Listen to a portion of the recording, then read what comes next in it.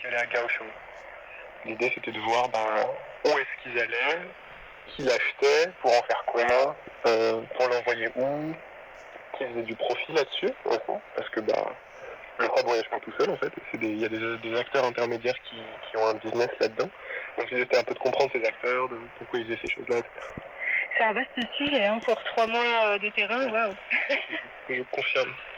Selon une étude taïwanaise de 2015, 75% du sable consommé à Taipei finit dans des bâtiments, le reste dans les routes, les ponts, les digues ou encore l'extension du métro.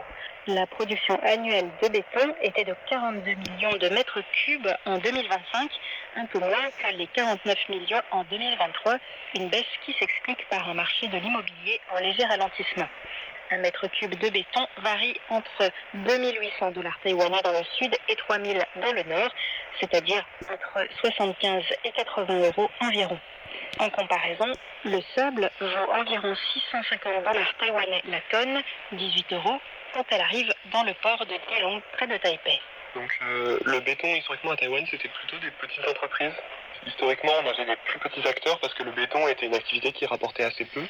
La vraie activité reine qui rapportait beaucoup, c'était le ciment. Et donc on a des grosses cimenteries tiny